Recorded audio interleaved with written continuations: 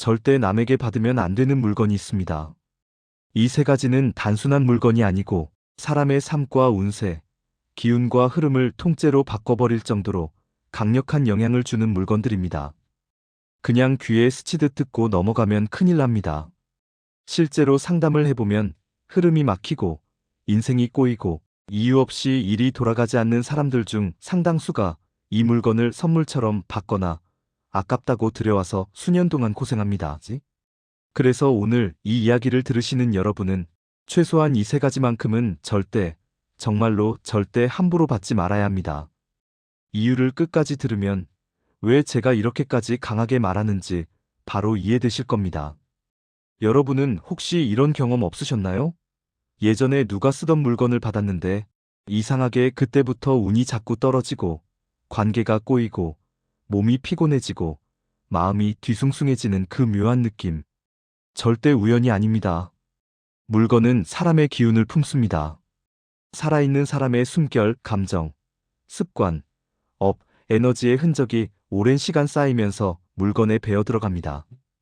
그래서 어떤 물건은 받는 순간 그 사람의 흐름이 통째로 들어오고 그 흐름이 내 삶의 기운과 충돌하면 일이 이상하게 돌아가기 시작하는 겁니다.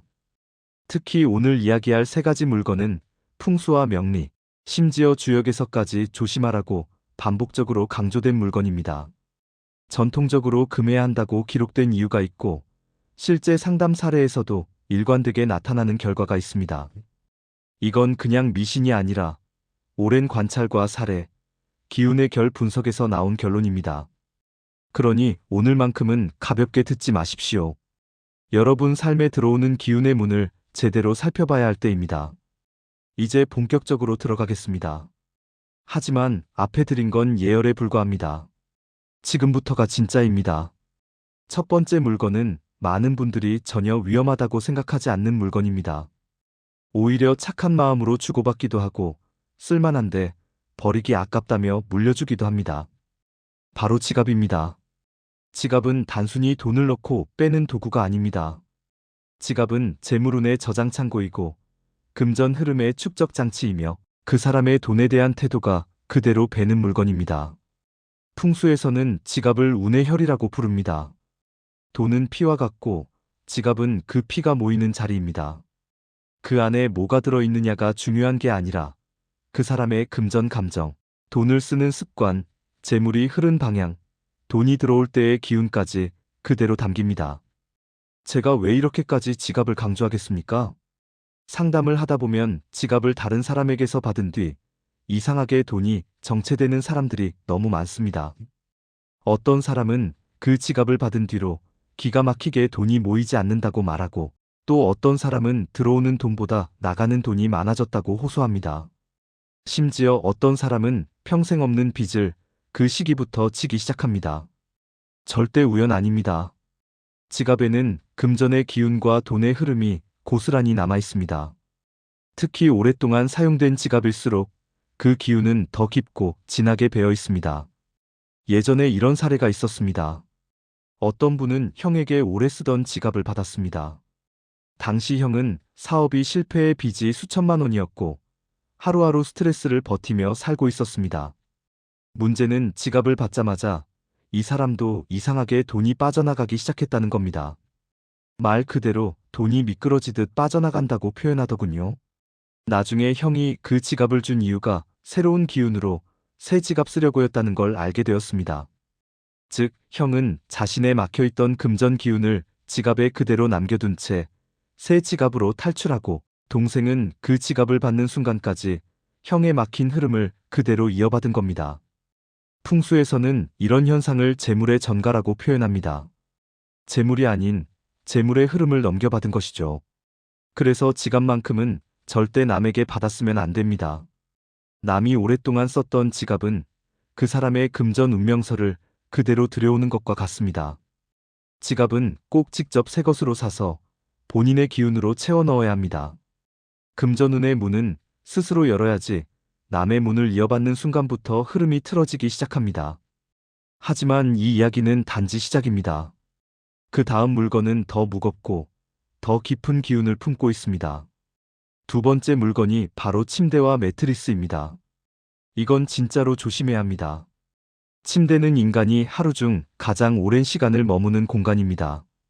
몸이 완전히 힘을 내려놓고 의식이 가장 약해지는 상태가 되는 곳.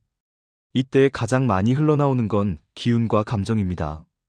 그래서 침대는 기쁨도 품고, 슬픔도 품고, 불안도 품고, 스트레스도 품습니다. 사람이 가장 무방비한 상태인 잠은 무의식의 방이 열리는 시간입니다. 이때 몸에서 뿜어져 나온 감정, 걱정, 기력, 피로는 전부 침대에 스며듭니다. 풍수에서는 침대를 감정의 저장고, 영혼의 흔적 창고라고 부릅니다. 누군가가 오랫동안 사용한 침대를 받는 것은 단순한 중고 거래가 아니라 그 사람의 심리적 패턴, 생활의 리듬, 잠들기 전의 불안, 새벽에 흘린 눈물, 말하지 못한 스트레스까지 함께 가져오는 것과 같습니다. 그래서 침대는 절대로 가볍게 들여오면 안 됩니다. 실제로 제가 상담했던 사람 중 이런 경우가 있었습니다. 어느 부부가 전세 이사를 하며 전세입자가 쓰던 침대를 그대로 남겨두고 갔기에 그냥 쓰면 되겠지 하고 들여왔습니다. 그런데 그 침대를 쓰기 시작하고 두 사람의 사이가 갑자기 틀어지고 사소한 일에도 다투고 이유 없이 서로 예민해졌습니다. 나중에 알고 보니 그 침대를 쓰던 전세입자 부부는 별거 중이었습니다.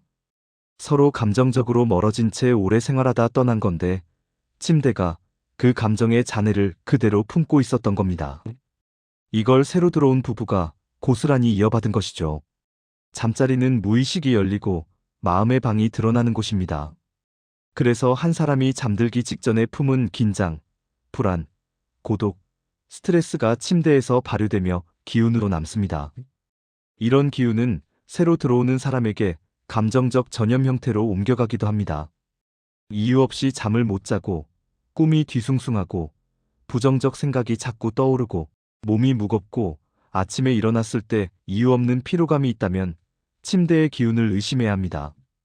그래서 침대는 절대 함부로 받으면 안 됩니다.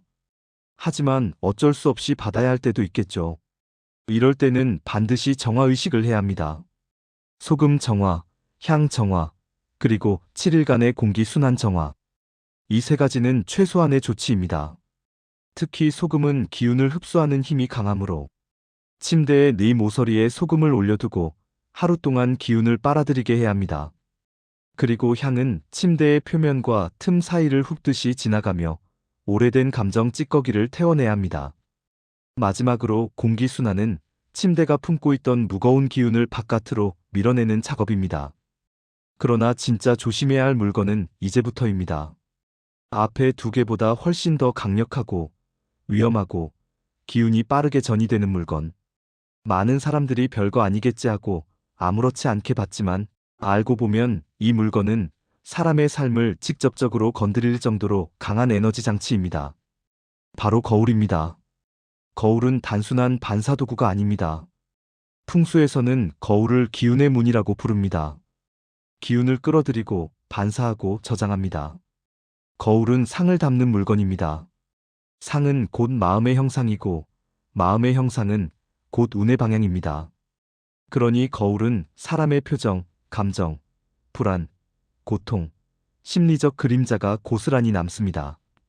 특히 오랜 기간 같은 사람이 자주 들여다본 거울일수록 그 감정의 흔적은 진하게 새겨져 있습니다. 남이 쓰던 거울을 받는 순간 그 사람의 감정 패턴이 내 공간으로 들어옵니다. 그래서 남의 거울을 받는 건 위험합니다. 특히 이별이나 우울한 시기를 겪던 사람이 쓰던 거울, 집안이 어수선했던 시기에 사용되던 거울은 절대 받으면 안 됩니다. 상담 중 이런 이야기가 자주 나옵니다. 중고 거울 들여온 이후로 방안이 갑자기 싸늘해졌어요. 혼자 있는 시간이 괜히 불안하고 밤만 되면 이유 없이 악몽을 꾸게 됐어요. 이런 경우 대부분 거울이 문제인 경우가 많습니다. 특히 거울의 표면은 감정의 그림자를 잘 빨아들입니다. 사람의 표정을 매일 비추던 물건이기 때문입니다. 표정은 마음을 담고 마음은 기운을 담습니다.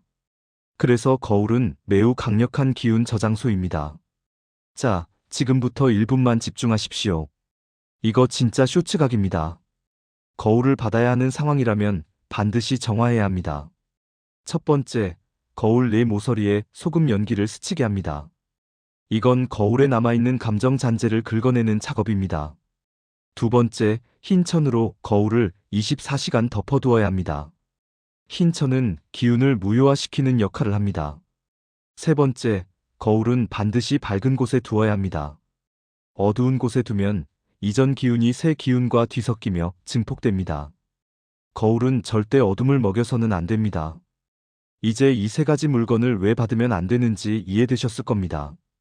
지갑은 금전의 흐름을 품고, 침대는 감정의 잔해를 품고, 거울은 마음의 형상을 품습니다. 이 세 가지는 사람의 운과 직결되기 때문에 절대 가볍게 받아서도 무심코 들여와서도 안 됩니다. 특히 운은 기운의 흐름을 타고 움직입니다. 기운이 맞지 않는 물건을 들여오면 삶의 방향 자체가 틀어집니다. 하지만 이 이야기는 단순히 받지 말아라 해서 끝나는 것이 아닙니다. 기운이 흐르는 방식은 우리의 마음, 행동, 꿈과도 연결됩니다.